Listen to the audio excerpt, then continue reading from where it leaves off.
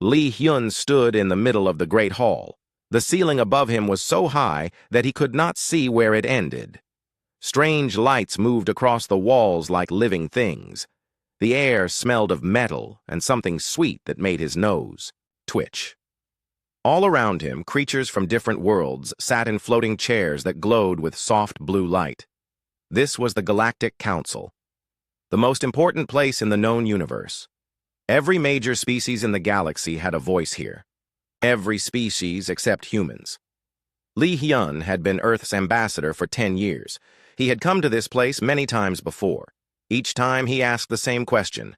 Each time he got the same answer. But today felt different. Today, the air seemed thicker. The alien voices seemed louder.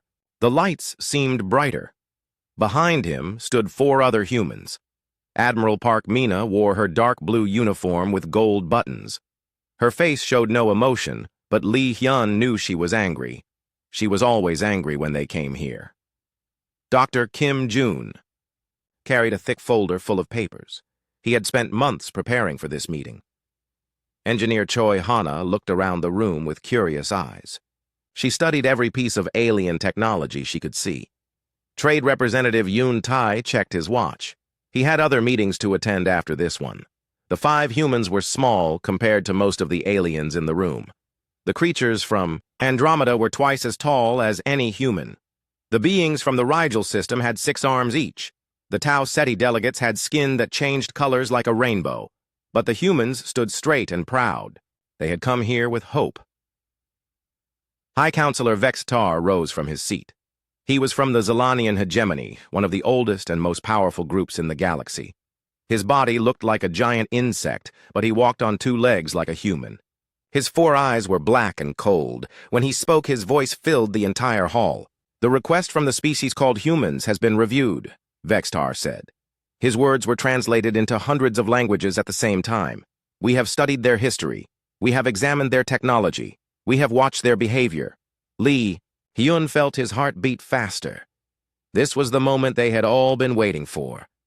Humanity had been trying to join the Galactic Council for 50 years. They had followed every rule. They had completed every test. They had proven themselves, again and again. "The humans have shown some progress," Vextar continued.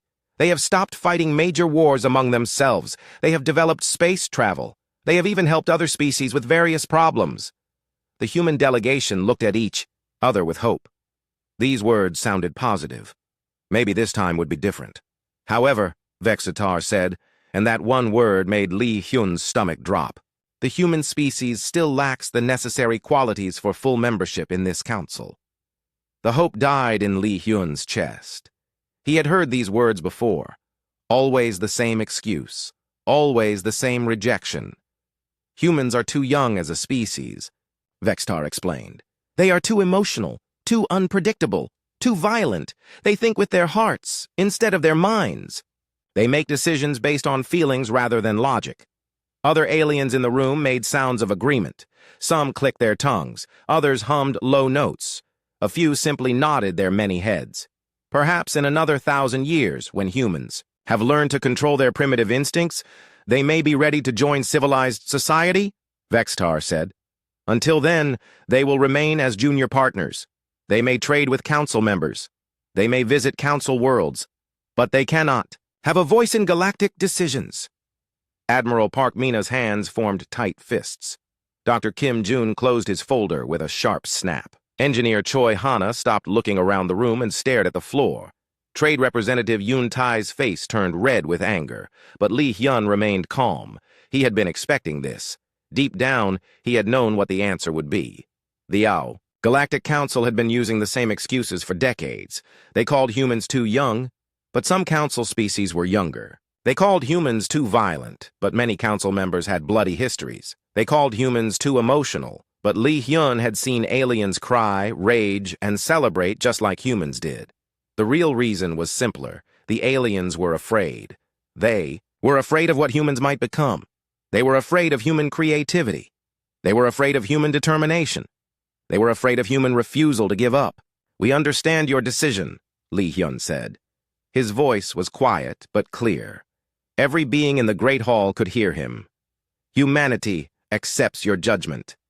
This surprised many of the aliens. Usually, rejected species argued. They demanded explanations. They made threats. They begged for another chance. But Lee Hyun simply stood there with a small smile on his face.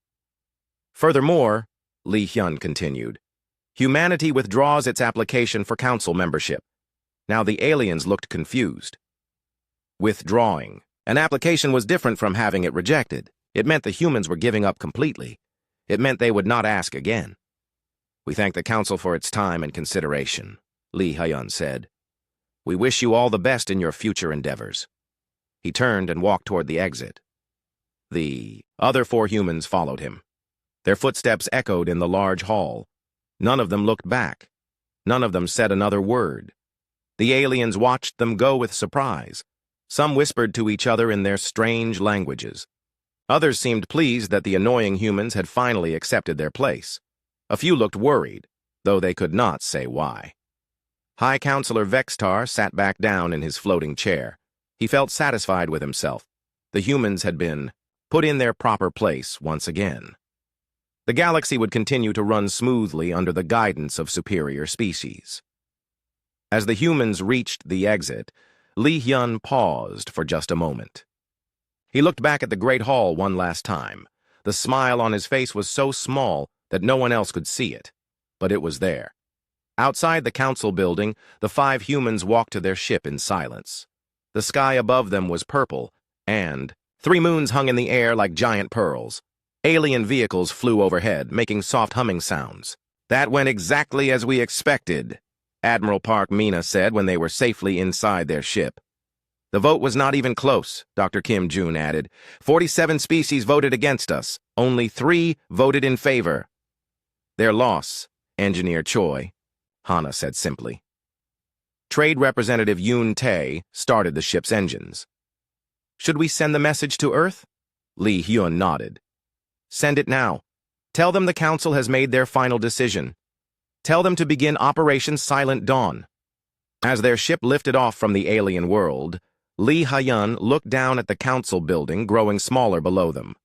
Soon, the aliens would learn what they had just lost. Soon, they would understand the true cost of their arrogance. But by then, it would be too late. Captain Oh-min was eating breakfast when the message arrived. He sat alone in his small cabin aboard the cargo ship Soul's Pride. Through his window, he could see the green and blue planet called Haven spinning slowly below. His ship was carrying medical supplies to the alien colony there. It was supposed to be a routine delivery. The message came through the secret channel. Only the most important communications used this channel. Oh-min put down his coffee cup and read the words on his screen. They were simple and clear. Operation Silent Dawn. All human assets to withdraw from Council space within 6 standard months. Oh-min read the message 3 times to make sure he understood. Then he deleted it from his computer. He sat back in his chair and looked out at the planet again. The aliens down there had no idea what was about to happen. He pressed a button on his communication panel. This is the captain, he said. All crew members report to the main cargo bay. We have new orders. 20 minutes later, the entire crew of Soul's Pride stood before their captain. There were 15 humans in total. They had been working together for 3 years. They were like a family. We're going home, Oh-min told them. All of us. Right now. The crew looked confused. Engineer Park Sool raised her hand. But, sir, we haven't finished our delivery. The medical supplies are still in our cargo hold. We're taking them with us, Oh-min said. New orders from Earth. We're leaving Council space immediately. Is there some kind of emergency? Asked Navigation Officer Lee Dam. Oh-min shook his head. No emergency. We're just going home. He did not explain more. He could not explain more.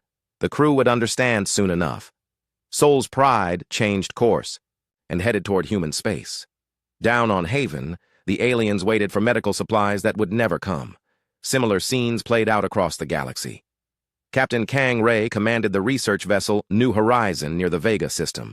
She received the same message and immediately ordered her ship to return to Earth. Her crew was studying alien plant life, but they left their research behind. On the mining station called Deep Rock, Supervisor Jin Woo got the evacuation order. His team had been digging rare metals from an asteroid for 2 years. They had found enough wealth to buy a small planet. But Jinwoo told his workers to pack their personal belongings only. Everything else stayed behind. "What about the mining equipment?" asked worker Cho Min. "It's worth millions of credits." "Leave it," Jinwoo said. "We're going home."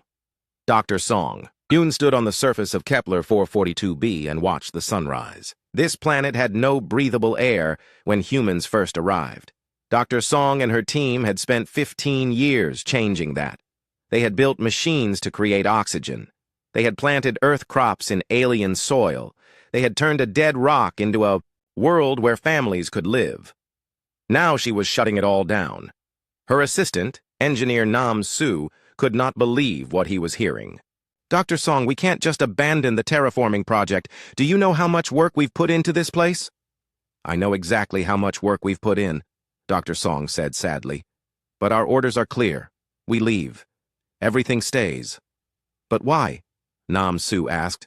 "This doesn't make sense."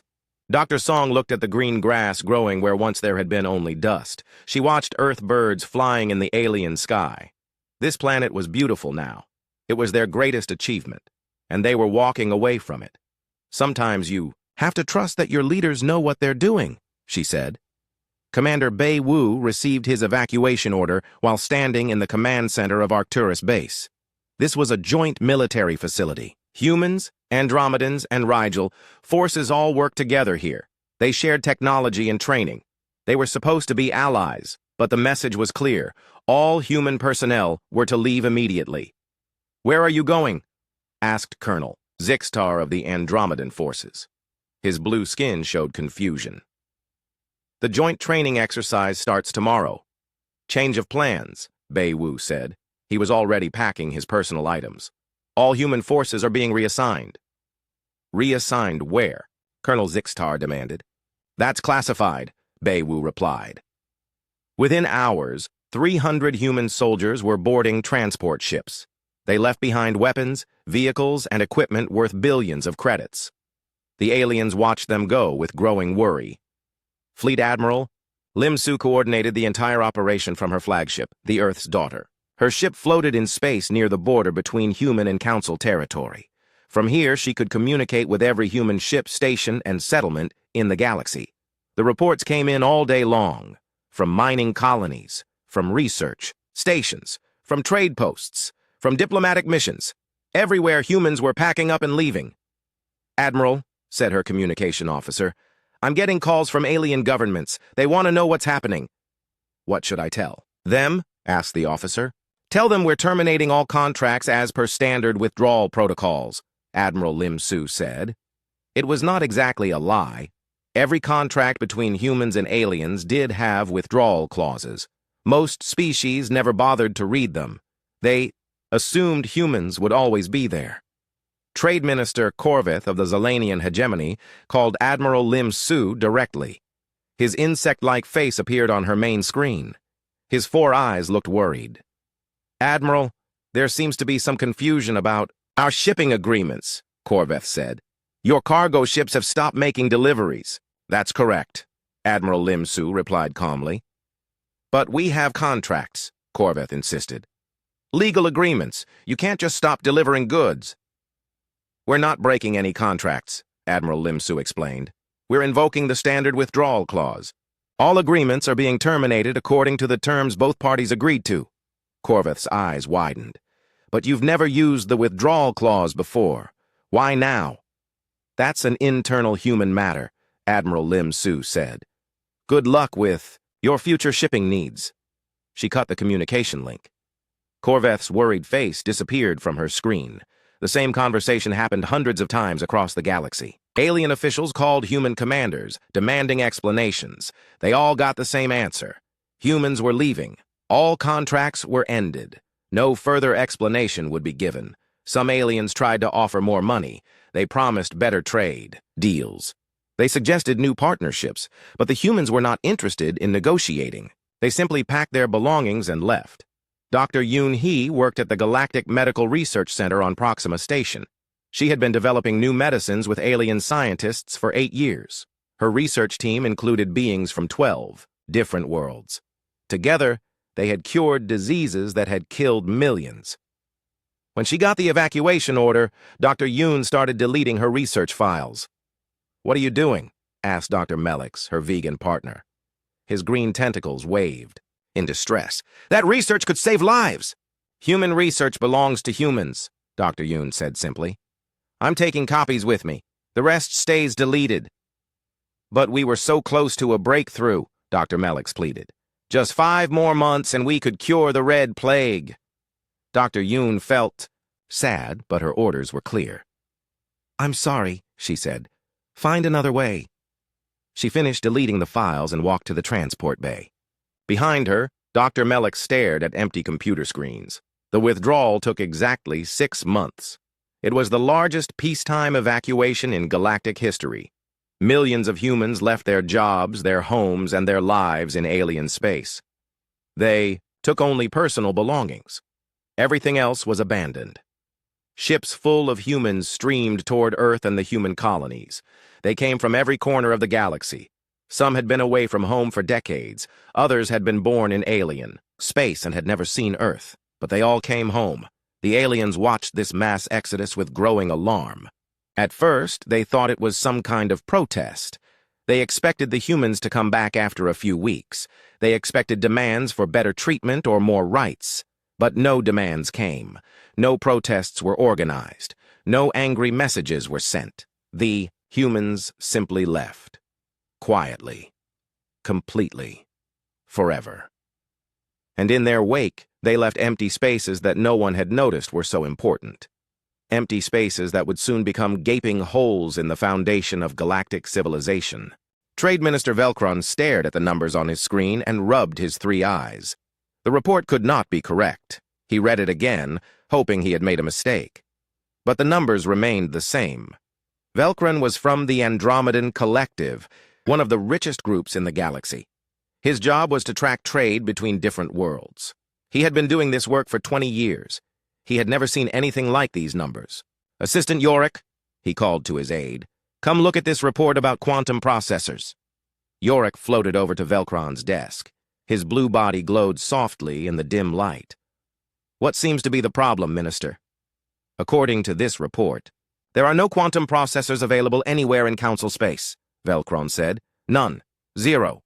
The entire supply has vanished." Yorick's glow flickered with surprise. "That's impossible. Quantum processors run everything: communication systems, navigation computers, life support systems. How can there be none available?" Velcron pointed at his screen. "See for yourself. Every supplier reports the same thing. No stock, no new deliveries expected, no explanation given. Quantum processors were small but essential devices. They were used in almost every piece of advanced technology in the galaxy. Without them, computers worked slowly. Communication systems failed. Even simple household devices stopped working properly." "Who makes quantum processors?" Yorick asked. Velcron checked another file. His face grew pale. "According to this, 93% of all quantum processors in Council space come from human manufacturers." The 2 aliens looked at each other in growing alarm. The humans had been gone for 6 months. If they had stopped making quantum processors, that would explain the shortage. "Try to contact the human manufacturers," Velcron ordered. "Ask them when new shipments will arrive." Yorick worked at his communication panel for several minutes. Then he turned back to his boss with a worried expression. "Minister, I can't reach any human companies. Their communication channels are closed. The messages I send come back as recipient unavailable." Velcron felt a cold feeling in his stomach. He had ignored the news about humans leaving Council space. It had seemed unimportant. Many species had trade disputes. They usually worked things out eventually, but this was different. The humans had not just stopped trading, they had disappeared completely.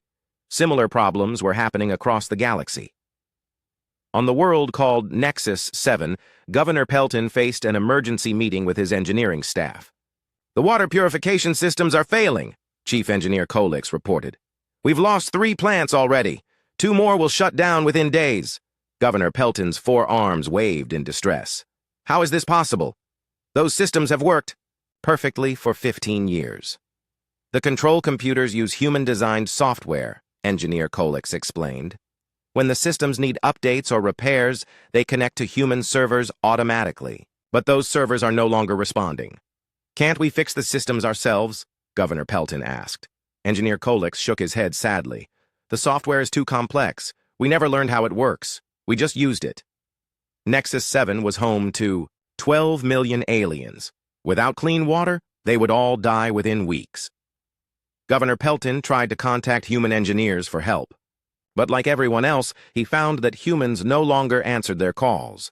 Minister Grolik of the Tau Ceti Republic faced an even worse crisis. His people lived on artificial space stations that orbited their dying sun. These stations needed special crystals to power their energy systems. Without those crystals, the stations would drift into their sun and burn up. Where do we get these crystals? Minister Grolik asked his supply chief. From human mining operations in the asteroid belt of the Kepler system, the supply chief replied. We've been buying from them for 30 years. And now, the mining stations are empty. All the humans are gone. The crystals we have in storage will last maybe 2 months. Minister Grolik tried to send messages to human mining companies. He offered to pay 10 times the normal price for crystals. He promised exclusive trading deals. He even offered to give humans special rights in Tau Ceti space. But no humans replied to his messages. Ambassador Kildar of the Rigel Syndicate brought the worst news to an emergency meeting of regional governors. His 6 arms trembled as he spoke. The humans have closed all their trade routes, he announced. Ships trying to pass through the Sol system are being turned away. We've been told to find alternative paths. This was devastating news. Human space sat at the center of several major shipping lanes. Cargo ships from hundreds of worlds used these routes every day. They were the fastest and safest paths between different regions of the galaxy. How much will it cost to use alternative routes? Asked Governor Thek. Ambassador Kildar consulted his datapad. Our shipping costs will increase by at least 300%. Some routes will take twice as long. A few destinations will become completely unreachable. The governors looked at each other with growing panic. Higher shipping costs meant higher prices for everything. Food, medicine, raw materials, manufactured goods, everything would become much more expensive. Can't we negotiate with the humans? Suggested Governor Yilks. Offer them better terms? Higher fees for using their routes? I've tried, Ambassador Kildar said. They're not responding to any communications. As far as I can tell, they've cut all contact with Council space. Back on the Galactic Council world, High Counselor Vextar received reports about these problems from across his territory. Supply shortages, system failures, communication breakdowns, rising costs, angry citizens demanding solutions. At first, Vexatar dismissed these reports as minor inconveniences. Every trade disruption caused temporary problems. Things would return to normal soon enough. The humans are trying to pressure us, he told his advisors. They think they can force us to give them council membership by creating these small crises. But we will not be blackmailed. Advisor Kleck, an elderly being with silver skin, looked worried. High Counselor, these problems don't seem small. Half our member worlds are reporting serious difficulties. Then they need to become more self-sufficient, Vextar replied. It's not healthy to depend so much on one species for essential services. But even as he spoke, Vextar felt a nagging doubt. He had not realized how much council space depended on human technology and services. The reports kept coming, and they kept getting worse. Dr. Melvin ZX of the Antares Research Institute delivered the most alarming news. He stood before the emergency council session with data that made even Vexatar listen carefully. Honorable council members, Dr. ZX began, we face a critical security situation. Human quantum encryption protocols manage 73% of our secure communications network. Without these protocols, our messages can be intercepted by anyone with basic decoding equipment. The council chamber filled with worried whispers. Secure communications were essential for government operations, military commands, trade negotiations, diplomatic messages. If these communications could be read by enemies, the entire council was vulnerable. How did this happen? Demanded Councillor Wraith. Why were we so dependent on human encryption? Dr. ZX checked his notes. Human encryption methods were simply the best available. They were faster, more secure, and more reliable than anything. Developed by other species. We adopted them gradually over many years. I don't think anyone realized how completely we had come to depend on them. Can we develop our own encryption methods? Asked Counselor Yith. Eventually, yes, Dr. ZX replied, but it will take several years, and our current systems will remain vulnerable until then. High Counselor Vextar felt the first real chill of fear. Vulnerable communications meant vulnerable governments. Enemy species could intercept their messages. They could learn about military movements, trade negotiations, even private conversations between council members. We need to contact the humans immediately, Counselor Morgoth suggested. Explain the situation. Ask them to restore essential services while we work out our differences. Absolutely not. Vexitar slammed his appendage on his desk. We do not beg inferior species for help. We will solve these problems ourselves. But privately, Vexitar was beginning to wonder if they could solve these problems. The reports kept getting worse. More systems failing, more shortages appearing, more costs rising, and still, the humans remained silent. That night, Vextar stood on his balcony and looked up at the stars. Somewhere out there, billions of humans were living their lives in their own space. They were not threatening anyone. They were not making demands. They were not even complaining about their treatment. They had simply vanished from council space as if they had never been there at all. But the empty spaces they left behind were growing larger every day. Director Klex floated into the emergency council session with his head hanging low. The banking consortium had never called an emergency meeting before. In the 500 years since the Galactic Council was formed, the banks had always been stable and profitable. Not anymore. Klex's tentacles shook as he approached the speaking platform. Behind him, he carried data tablets full of numbers that told a story of complete financial disaster, numbers that proved the galaxy's economy was falling apart. Honorable council members, Klex began, his voice barely loud enough to hear. I must report that the Galactic Banking Consortium faces total collapse within 90 standard days. The council chamber exploded with noise. Aliens from dozens of worlds began talking, shouting, and clicking all at once. High Counselor Vextar had to bang his ceremonial hammer 12 times before order was restored. Explain yourself, Director, Vextar demanded. How can the banks be failing? What has happened? Klex activated a holographic display that showed financial data floating in the air above the council floor. The numbers were all red. Every single account, every transaction record, every profit report, all red. When the humans withdrew from council space, they took their financial algorithms with them, Klex explained. These algorithms managed 73% of all interstellar transactions. They processed currency exchanges between 417 different worlds. They calculated interest rates, managed investments, and tracked trade balances.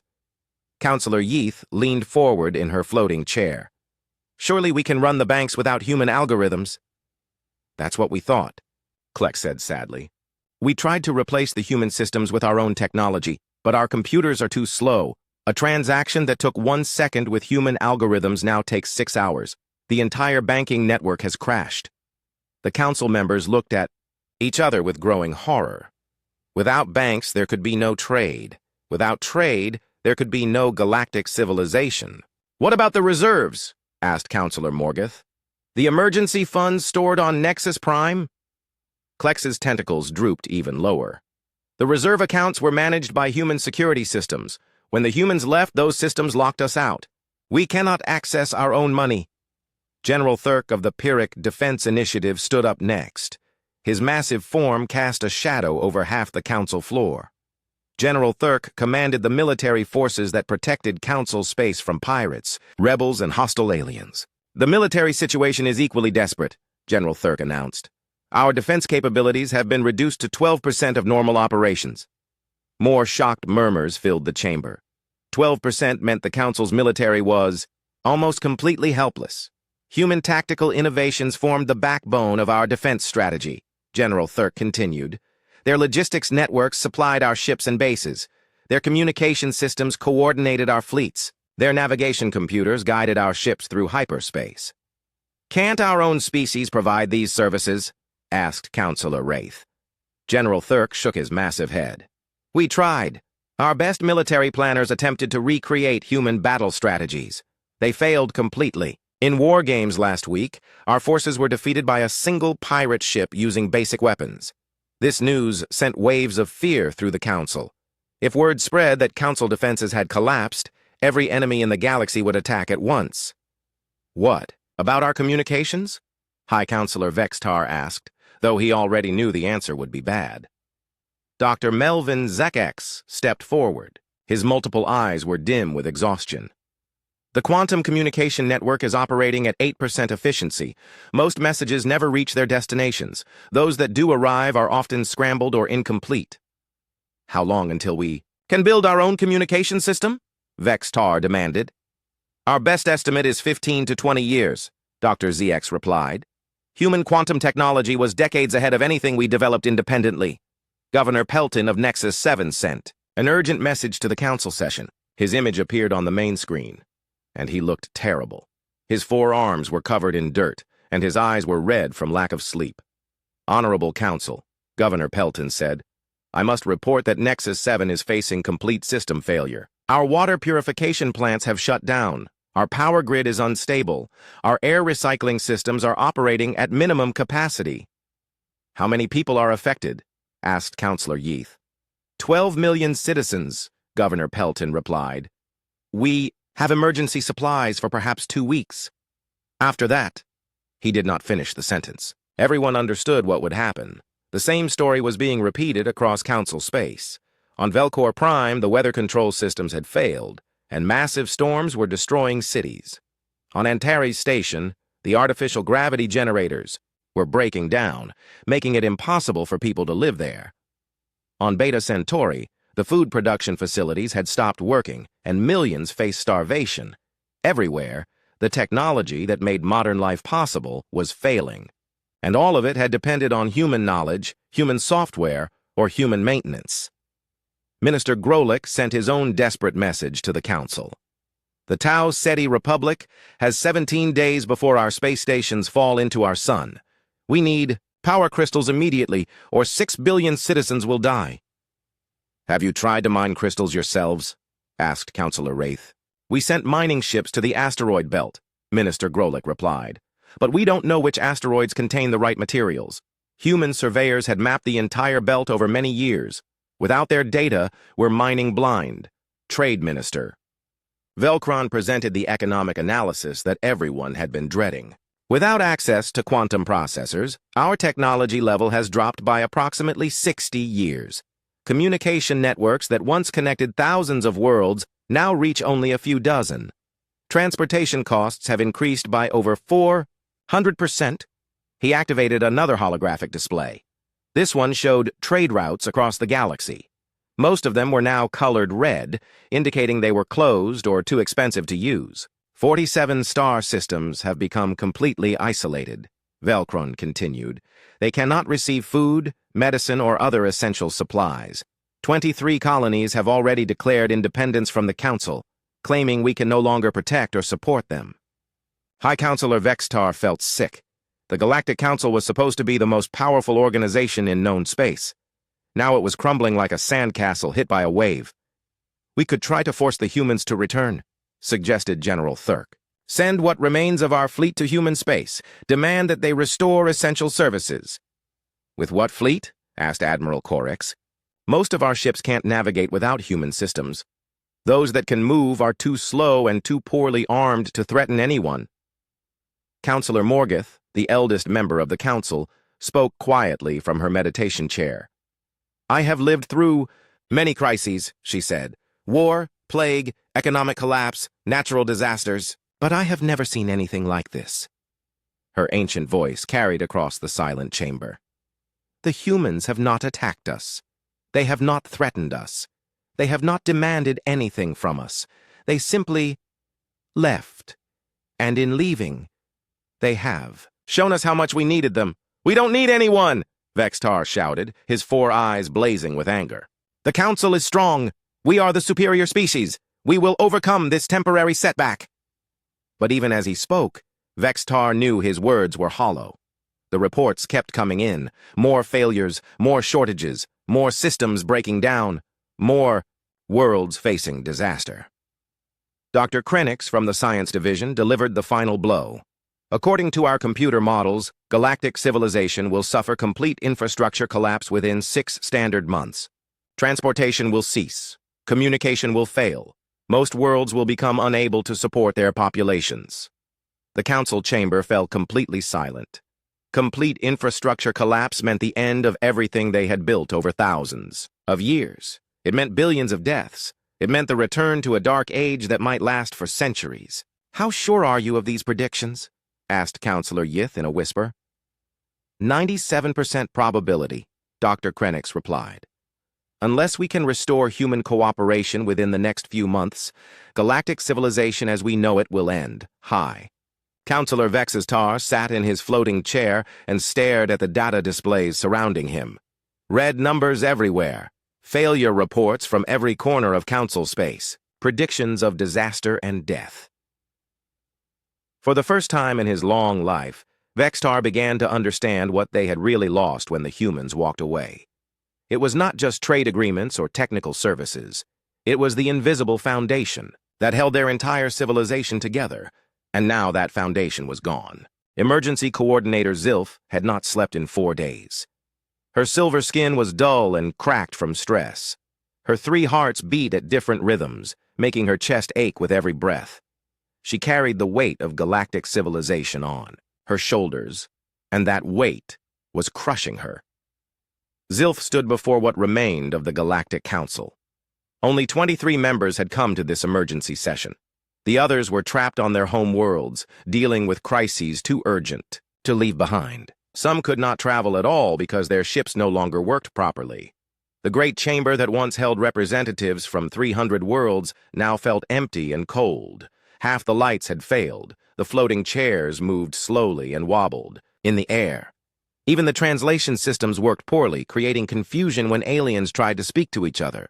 "Honorable members," Zilf began, "I must present the final damage assessment from the past 2 years." She activated the holographic display, but it flickered and showed only partial images. Another human system failing at the worst possible time. "Interstellar trade has decreased by 67%, Zilf reported, reading from a paper tablet instead. "The quantum communication network operates at only 4% capacity. Transportation between star systems has become almost impossible." The numbers that followed were even worse than anyone had expected. 23 major colonies had lost life support systems and were being evacuated. 46 worlds could no longer produce enough food to feed their populations. 17 star systems had gone completely dark, with no communication for months. "The Vegan Alliance reports that their entire industrial base has shut down," Zilf continued. "The Rigel Syndicate has lost contact with 70% of their territory. The Tau Ceti Republic." She paused and looked directly at the empty chair where Minister Grolik used to sit. "The Tau Ceti Republic no longer exists. Their space stations fell into their sun 3 weeks ago." A heavy silence filled the chamber. 6 billion beings had died when those stations were destroyed. 6 billion lives lost because they could not mine the crystals they needed for power. "The Andromedan Collective has split into 4 separate factions," Zilf went on. "Each faction blames the others for the current crisis. They are fighting a civil war in the middle of their territory. More empty chairs represented more lost civilizations. The Galactic Council was dissolving as its members either died, disappeared, or broke apart from internal conflicts. Ambassador Thek raised one of his 6 arms. "What about the military situation?" General Thurk, who looked much smaller than he had 2 years ago, stood slowly. "The Pyrrhic Defense Initiative effectively no longer exists. We have fewer than 100 functional ships scattered across Council space. Most of our bases have been abandoned." "How many ships did we have before the humans left?" asked Counselor. "Wraith, 57,000, General Thurk replied quietly. The difference was staggering. From 57,000 ships to fewer than 100. The Council's mighty fleet had simply stopped working when human technology was removed. "Pirate attacks have increased by 800%, General Thurk continued. "Entire systems are now controlled by criminal organizations. The Outer Rim territories have declared independence and formed their own defense alliances." Counselor Wraith shifted nervously. "Are we in immediate danger here on Nexus Prime?" General Thurk nodded grimly. 3 pirate fleets are moving toward The core systems. We estimate they will reach Nexus Prime within 2 months. We have no way to stop them. The heart of galactic civilization was about to fall to criminals and raiders. It was the final humiliation. Ambassador Thek brought news from the worlds that still maintained some contact with the Council. The Orion Syndicate is negotiating to join the Independent Alliance. The Centauri Dominion has recalled all their ambassadors. They say they no longer recognize Council authority. "How many member worlds do we still have?" asked Counselor Yith. Zilf checked her notes. 17. Down from 342 when the humans left. The Galactic Council, which had ruled most of the galaxy for 500 years, now controlled only 17 worlds. It was barely larger than some of the trade organizations it had once dismissed as unimportant. Ancient Counselor Zirion, the oldest being in the chamber, slowly rose from his meditation chair. His voice was weak, but every word carried across the silent room. "I have lived for 5,000 cycles," Zirion wheezed. "I was here when this council was formed. I have seen the rise and fall of dozens of civilizations." He paused to catch his breath. The life support systems in the chamber were failing, and the air was becoming thin. "What the humans accomplished was not primitive," Zirion continued. "It was elegant. They did not conquer us with weapons. They did not threaten us with ultimatums. They simply left. And in leaving, they showed us the true measure of our dependence." Counselor Yith leaned forward. "Are you saying we should surrender? Give the humans whatever they want?" "I am saying we should have recognized their value when we had the chance," Zirion replied. "They offered us partnership. We offered them insults. They offered us cooperation. We offered them rejection." High Counselor Vex Tar, who had been silent throughout the session, finally spoke. His voice was hoarse and bitter. "Contact the humans," he said. "Send a delegation to their space. Offer them full membership in the council." Several council members gasped. Vextar had been the strongest opponent of human membership. He had called them primitive and inferior. Now he was admitting defeat. "What should we offer them?" asked Ambassador Thek. "Everything," Vextar replied. "Full membership, a permanent seat on the High Council, recognition as a founding species, whatever they want." "And if they refuse?" asked Counselor Wraith. Vextar was quiet for a long moment. "Then galactic civilization ends with us," he said finally. Dr. Krenix had been working with his failing computers to create new projections. His latest models painted an even darker picture than before. "If current trends continue," Dr. Krenix reported, "we estimate that 90% of Council space will be uninhabitable within 1 year. The few surviving worlds will have technology, levels comparable to pre-spaceflight civilizations." "A complete dark age," Counselor Yith whispered. "Yes," Dr. Krenix confirmed. "It could take 1,000 years to rebuild what we have lost, perhaps longer." Zilf looked around the nearly empty chamber. "I propose we send an immediate delegation to Sol System. We offer the humans complete restoration of their rights, plus additional benefits in exchange for their return to Council space." "What kind of additional benefits?" asked General Thurk. "Veto power over all Council decisions," Zilf suggested. "Exclusive control over their own territory. The right to approve or reject new Council members." These were extraordinary concessions. They would make humans the most powerful species in the Council, with more authority than anyone had ever held before. "They will probably demand an apology as well," said Counselor Wraith. "Then we will apologize," Vextar said quietly. "We will beg if necessary." The vote was unanimous. Every remaining council member agreed to send the delegation with full authority, to negotiate whatever terms the humans demanded. But even as they voted, each council member wondered the same thing. Would the humans even listen? After 2 years of silence, would they agree to meet with the council that had rejected them so completely? Ambassador Thek volunteered to lead the delegation. "I was one of the 3 who voted in favor of human membership," he said. "Perhaps they will remember that." As the session ended, the council members drifted away to their failing ships and dying worlds. Most of them knew this was probably the last time they would meet in the Great Chamber. By the time they could gather again, there might not be a council left to gather. Zilf stayed behind after the others left. She stood alone in the enormous chamber and looked up at the flickering lights. This room had once been the center of galactic power. Representatives from hundreds of worlds had come here to make decisions that affected trillions of lives. Now it was just an empty room with broken technology and failed dreams. Outside, she could see the lights of Nexus Prime growing dimmer as more systems failed. The great capital world of the galaxy was slowly dying, just like everything else the Council had built. Tomorrow, Ambassador Thek would begin his journey to Sol's system. He would carry the desperate hopes of what remained of galactic civilization. He would beg the humans to save the same aliens who had once called them primitive and unworthy. Zilf wondered if the humans would even let him approach their territory. After 2 years of complete silence, they might shoot down any council ship that came near their space. Or they might do something even worse. They might simply ignore the delegation completely, the way the council had ignored human requests for so many decades. The greatest irony of all was that the humans had never asked for the power the council was now desperate to give them. They had only wanted respect and equality. They had wanted to be treated as partners rather than inferiors.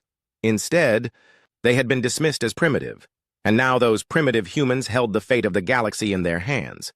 Former High Counselor Vextar stood alone in his empty chambers on Nexus Prime.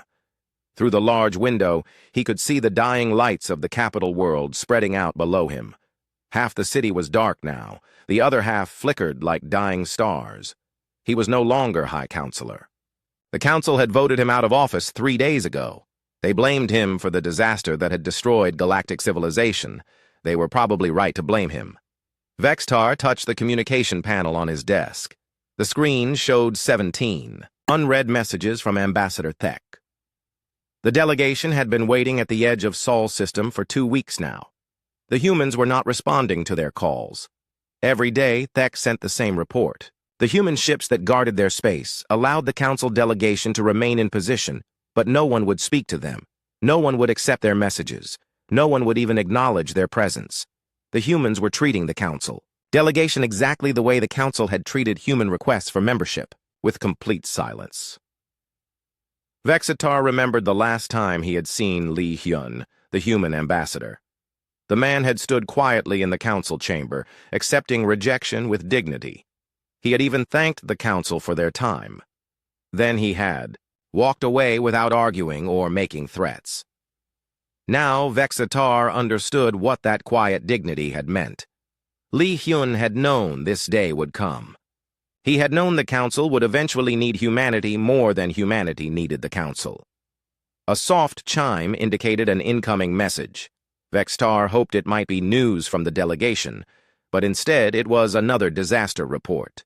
The Zelanian hegemony was facing complete government collapse. Without communication systems, they could not coordinate their scattered territories. Local governors were declaring independence and fighting each other for resources. Vextar's own species was dying. The proud civilization that had once dominated a quarter of the galaxy was breaking apart into chaos and civil war. On Earth, former Ambassador Li Hyun sat in his small garden in Seoul. The roses he had planted 2 years ago were blooming beautifully. Red, white, and yellow flowers filled the air with sweet fragrance. Bees buzzed contentedly among the blossoms. Li Hyun was 73 years old now. His hair was completely white, and his hands were wrinkled from age. But his mind was still sharp, and his eyes still held the wisdom that had made him Earth's greatest diplomat. Dr. Kim Jun walked down the garden path carrying a data tablet. He had been Li Hyun's aide during the Council years, and now he served as Earth's Foreign Intelligence Director. The latest reports from Council Space, Dr. Kim said, offering the tablet to Li Hyun. Li Hyun waved the tablet away without looking at it. Tell me what you think I need to know. The Andromedan Collective has split into 6 factions now, Dr. Kim reported. They're fighting a 3-way civil war. The Rigel Syndicate lost contact with their outer colonies. We estimate about 40 billion beings have died from infrastructure failures in the past 6 months. Li Hyun continued tending his roses. He felt sadness for the loss of life, but not surprise. He had predicted this outcome when humanity first withdrew from Council space. What about their delegation? Li Hyun asked, still waiting at the edge of our territory. Ambassador Thek sends increasingly desperate messages every day. He's offering us essentially unlimited power over the Reformed Council. Unlimited power over a dead council, Lee Hyun said quietly. What good is that? Engineer Choi Hana joined them in the garden. She was now Earth's Minister of Technology Development. Our new trade partnerships are working well, she reported. We have agreements with 83 independent species. Most of them are former council members who declared independence when the infrastructure collapsed. This was the secret that the council had never understood. Humanity had not been sitting idle during their years of rejection. While applying for council membership, they had also been building relationships with smaller species, trade agreements, technology exchanges, mutual defense pacts. When humanity withdrew from council space, they had not become isolated. They had simply shifted their focus to partners who treated them with respect. The Vegan Alliance wants to join our independent trade network, Choi Hana continued. They're offering to share their biotechnology in exchange for our quantum communication systems. Admiral Park Mina approached the garden from the house. She was now Earth's Minister of Defense. Her uniform was different from the one she had worn to council meetings, but her bearing was just as proud. Admiral Yoon is requesting permission to expand the fleet, she reported. With so many former council worlds asking for protection, we need more ships to patrol the trade routes. Lee Hyun looked up from his roses. How many ships does Admiral Yoon want? 500 new vessels over the next 3 years, Admiral Park replied. Fast frigates and cargo escorts mainly. Nothing aggressive, but enough to keep the pirates away from our trading partners. It was a modest request compared to the massive fleets the Council had once maintained, but it would make humanity the dominant military power in their region of space.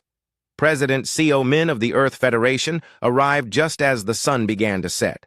She carried a formal document sealed with the symbols of the remaining Council worlds. The official offer from what's left of the Galactic Council, President Seo said, handing the document to Lee Hyun.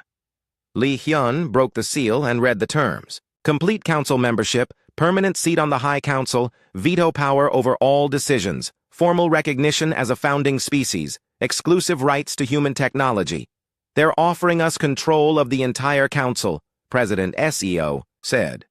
We would be the most powerful species in known space. The most powerful species in a collapsing civilization, Lee Hyun replied. He folded the document and set it aside. What would we gain by accepting this offer? We could save billions of lives, Dr. Kim suggested. Restore the infrastructure, rebuild the economy, prevent more wars and famines. Lee Hyun walked to a stone bench and sat down. The others gathered around him in the growing darkness. Solar lights began to glow along the garden paths. And what would it cost us? Lee Hyun asked. Admiral Park answered. First, it would cost us everything we've built in the past 2 years, our independent partnerships, our technological advantages, our freedom to choose our own path. We would become responsible for fixing problems we didn't create, Engineer Choi added, spending our resources to rebuild civilizations that never respected us. President Seo sat down beside Lee Hyun. The council treated us like children for 50 years. They said we were too young, too emotional, too primitive.